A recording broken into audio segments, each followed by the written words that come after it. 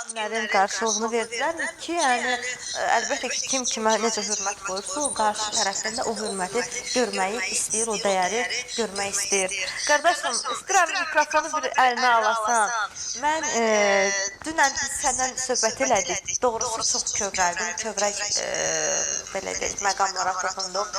Mənim bugünkü qonağım bizim döyüşlərdə cəsurcasına, vətənpərvər şəkildə, qorxmadan, ölümlə üz-üzə gələrək döyüşən vətən yolunda igid bir insandır. Yəni, sənət o qədər gözəl xoş sözlər səsləndirmişdin ki, səsdə, inan mənə o qədər təsir elədi. Mənim Allah rəhmət eləsin, əmim Seymur Namazovda, Murovdağda, Ömər yüksəkliyi, Ömər aşırımında şəhid oldu. Allahdan cəmi şəhidlərə rəhmət diləyirəm, qazilərə can sağlığı, veteranlarımıza da uzun ömür Allah hamısını qorusun. Şəhid anaların əllərindən öpürəm. Bugün biz varıqsa, suverən Azərbaycanda yaşayırıqsa, rifahımızı, sağlamlığımızı, rahatlığımızı, hər birimizi, hər anımızı onlara borcluyuq, sözsüz.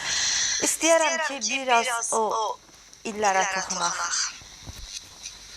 Günah xanım, artıq siz hamısını dediniz. Çox sağ olun. Belə dəyər verdiniz siz döyüşçülərimizə. Mən birinci Qarabağ döyüşlərində iştirak eləmişəm. Özdə son döyüşlər çox dəhşətli bir döyüşlər oldu. Mən istəmərəm ki, o günü bir də təkrarlansın.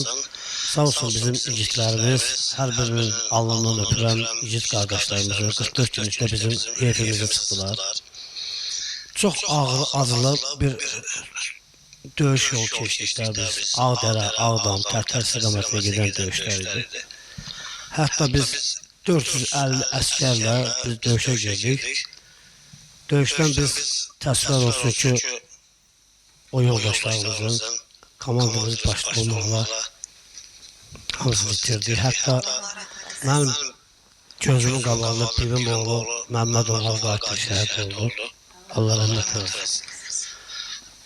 İstəmərəm ki, o günlər bir də qaçsın. Hər bir vətən olanlarla mən öpürəm, bağlıma basıram. Bu sazla mən onların hər zaman döyüşdən sonra ateşkəsdən sonra onların qəlbinə oxşuyurdum. Qoymurdum darıxmağa, qoymurdum fikir çəkməyə. İndi sual verə bilərsiniz ki, sazı harada tapdınız? Biz orada ateşkəsdən sonra bir dənə düşmən evindən saz tapdıq. Balaca bir saz idi. Onu xırda pazardan qədər ifa eləməyə başlayandan sonra siz sırf istəyirdiniz ki, motivasiyalı olsunlar. Bəli. İtkiləri gördünüz, ölümü göz önünə almışdınız, o belə bir durumları yaşayırdınız və istəyirdiniz ki, en azından onlara. Günah xanım, bizim telefon vasitəsilə o sağ qalan dostlarımla bizim bir qrup şəklimiz var. Hər biri bu dəqiqə ekran qarşısında izləyirlər. Hər birinizə salamını göndərirəm. Allah şahiddir ki, necə orada, necə çətin bir anlar idi, çətin bir günlər idi. Bu günləri mən deyirəm, ilahi görəm, mən həyatda doğrudan varam, mən sağam. O alov odun içinə çıxmaq olar. Amma elə bir cəsur, mərd olanlar, elə bir əsgərlərimiz, igidlərimiz xaif oldu, çox xaif oldu.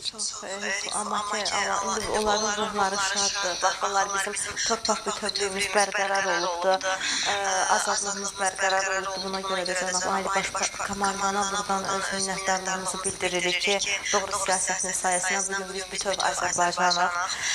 Və bir şey də vurulamışdır ki, növbəti döyüşlərdə də mən hazır şəkildə gözləyirdim ki, hər an səfərbərlik. Bəli. Bakı şəhər səfərbərlik idarəsindən 2 dəfə mənə zəng gəldi. Biz danışırdıq 90-cı illərin. Bəli, o döyüşlərdə 44 günlükdə də harca artıq bir 20 gün idi müharibə gedirdi, 15-20 gün idi. 2 dəfə zəng gəldi mənə ki, telefonunuzu açıq saxlayın, hər dəqiqə sizə zəng verə bilər. Mən də canla başlayım, hərbi komissarlıqda və hətta getdim. Getdim, orada da qeydiyyata düşdüm. Yəni düşünün, Ayda xanım, bu şücaət elə bir şey deyil. Canla başlayım dedim, mən yenə ehtiyacı varsa, yenə də torpağımın uğrunda mən canlı qoymağa hazıram. Bəs musiqidən uzaqlaşmaq belədir. Bundan Günel xanım, musiqidən mən uzaqlaşmamın bir neçə səbəbi var. O səbəblərdən biri deməli, mən axırıncı dəfə efirdə olmuşam 2018-ci ildə. Mənə orada bir neçə suallar verirlər. O suallar veriləndən sonra mən Aşıq Ədalət Nəsibovla ölən bir gününə qədər, ölümdən bir həftə, 10 gün qabaq qədər mən onunla hər gün bir yerdəydim. Səhər saat 11 olan kimi mənə zəng edir ki, mənə sevdiyinə mənə deyir ki, balaca haradasan? Dedim, evdəyəm, gəldə bizim Nərmanovda bir yerimiz var, oraya yaşayırdıq həmişə. Onda elə sirlər var məndə, onun ailəsi, oğlu Hikayət müəllimi salamlayıram. Allah şahididir, yəni bilənlər bilir. Ondan mən sazın müəyyən sirlərini öyrəndim, müəyyən havaları öyrəndim. İndi bu günləri efirə çıxanlar sazla bilmirəm necə rəftar göstərirlər, güləşirlər sazdan, dalaşırlar sazdan. Bu saz bizim müqəddəs bir alətimizdir, bizim babalarımızdan qalan mirasdır, bir alətdir. Mənə Aşıq Ədalət Ustad Nəsibov mənə dedi ki, bəs bir gün gəl sənlə bir yerdə efirə çıxaq. Vallah dedi, sabahlar dedi, mən dünyanı dəyişəndən sonra çox hegemonlar çıxacaq. Bax, onu mənə neçə dəfə dedi. Bir gün dedi, sən gəl bir yerdə... Mənim öz davamçım kimi Bəli, istəyir, təqdim edeyim, nə. Sadəcə olaraq zəiflik məndə oldu, çıxmadım. O da gəldi, ömür üçün tamamlandı, arzular yarıcı qaldı. İndi günlərdə mən çalışdığım qədər ustadımın sənədini yaşadırıq və məndən böyük qardaşım Aşıq Eldar Əsədoğlu, ekran vasitəsilə onu da salamlayıram. Böyük bir nəhəng bir aşıq sənətkarıdır, özü Aşıq Ədalətə bir növləri xidmət edəyəndir. Vallahi qardaşım deyən ona görə demirəm, çox belə möhtəşəm bir sənətkardır. Qismət olsun bu günləri ki, qardaş bizi də dəvət eləyərsən. Mütləq gözləyəcəm, növbəti efirlərimizdə bir şey vurğulamaq. Günel xanım, üzr istəyirəm. Bir də mən 2 dənə yeni mahnım hazırlanır mənim.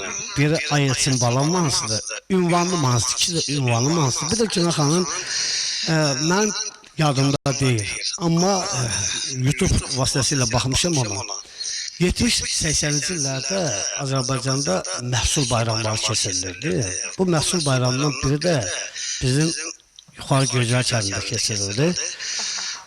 O vaxtı Allah rəhmət eləsin, Ulu Öndərimizin ən yaxın tanıdığı, arasında geniş ümsiyyət durduğu bir insan var idi. Allah ona da rəhmət eləsin. Seyir Ali Sovetinin deputatı Fərzalı Abbasov. Bax, buradan görüş keçiriləndə, məhsul bayramı görüşü keçiriləndə Bakı şəhərindən müəyyən sənətkarlar da o konsertdə iştirak edirdi. O cümlədən xalq artisti Şövkət Ələkbərova, o da oradaydı.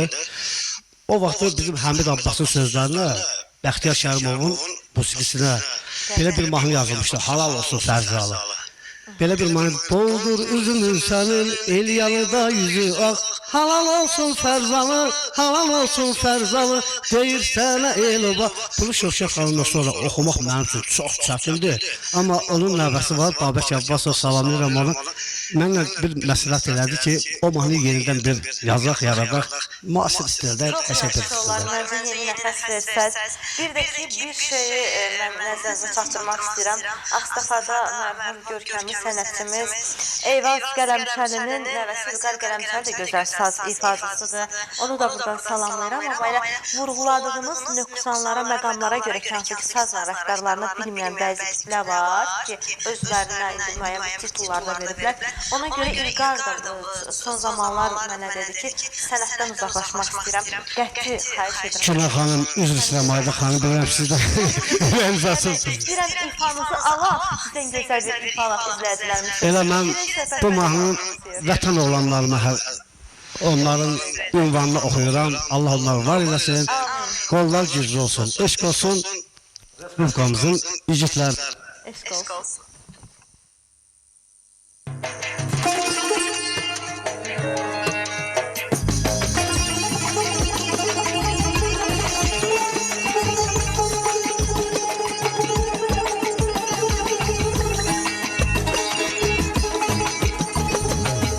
Vətən olur bu dünyada məzur yaşaya, günə göstər qeyrət lavızın başaya. vatan ol bu dünyada mezun yaşa. Hüne göster bir etrafı ömrü başa. Harda olsam sesin olsun mezlik araya. Emeline seviş paylara insanlara. Çoğu teş aman vermem aman da dedim. Babet kimi vatan için canımdan çek. Mehdi olup sana oğlu oduluyorsun.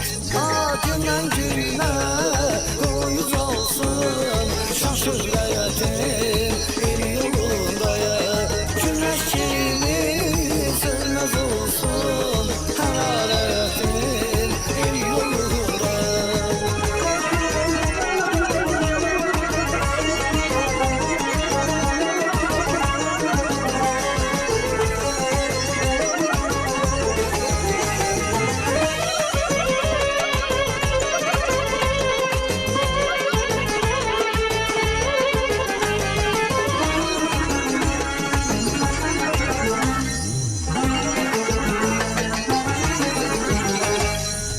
Sevilini sev vətəni sev cahanı. İnsanları yaxşı tanı, yaxşı öyrəyən. Bircə dəfə bəxş olunur ömür bizə. Bu igidlik bəzək olsun ömrümüzə. Çoğu tək aman verməm anar da sevdim. Babək kimi vətən üçün canımdan kes. Mehdi olub sana oğlu odluyorsun. Gündən günə koyuz olsun. Şaşır hayatım el yolunda ya. Güneş kimi sönmez olsun. Hararetim el yolunda.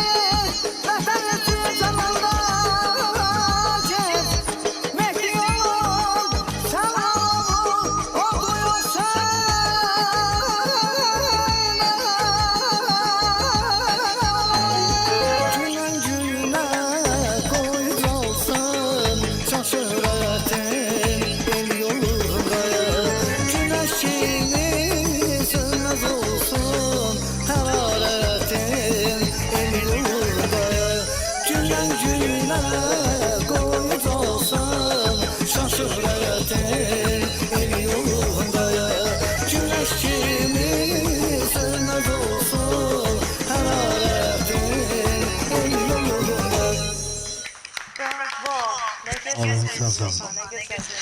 Çox igidlərimizə Azərbaycanın ərəm oğulları belə Allah rəhmət etsin və sənətkarımız Məmməd Ağır repertuarlar. Çox gözəl, orada etdiyiniz o boğaz ifa, sənət budur valla, vətənim yetişdirir, torpağım bir başqa. Amma Cümlə xanım, elə bir insanlar var ki, bu günləri toy bazarı deyək də. Mənə deyirlər, sən niyə bayağı mahnı oxumursan? Mən and içmişəm ki, oxumuram, oxumayacam da. Bayağı mahnılara görə məni heç kim toya dəvət eləməsin. Heç gedəsi də deyiləm. Sizin ifalarınızı da mən baxdım. Bəli. Olsun. Xalq mahnılarımız var, klasik mahnılarımız var, bəstəkar mahnılarımız var. Bayaq ki, bizim bu bəstəkarlar Azərbaycan musiqisinə böyük əmək verirlər. Və bunları nə vaxt biz oxuyacaqlar? Və niyə yazırdılar bu mahnıları? Gələn nəsillərə bunlar təbliğ eləmək. Bəli, yaxşı, bizim konservatoriyanın, İncəsənət Universitetinin bəstəkarçılıq fakültələri var. Yaxşı, bunlar niyə oxuyurlar orada? Hələ gedir bir mahnı bəstələri gəlir, bu gəldi bir ay, 2 ay bazar masa olur. Hara qoyma frankası, artıq özü deyir, qiymətim də budur. Bütün adam əsəbləşmək olur. Yəni, xahiş edir gözəl müğənilər. gözəl musiqiçilər belə mahnılardan yaralanırlar. Onlar hamısı boş şeylərdir. Onlar ləğv edir geçir. Kim bizim sənətimizlə yaşasın, əsl sənətkarlara da. Bəli, bu da Elqızı Maylı xanım bayaqlar Aşıq Ozan sənətindən bir mahnının sözləri də deyir özüm yazmışam. Gözəl bir görürüm, nə gözəl sintez alınır. Orada saz səsi var, zurna səsi var, gözəl sözlər var. Aydın xanım, halaldır. Sən bunu harada yazdın, hansarada yazdın? Hələ indi birini də oxuyacağım. O da çox gözəl musiqidir, saz havasıdır. Onun ama sözlərini bizim qonşu dövlətdən, İrandan bir gözəl şair yazıb. Amma yeni aranjman, yeni Gündüzə aiddir. Və bu arada bizim sözdən, sazdan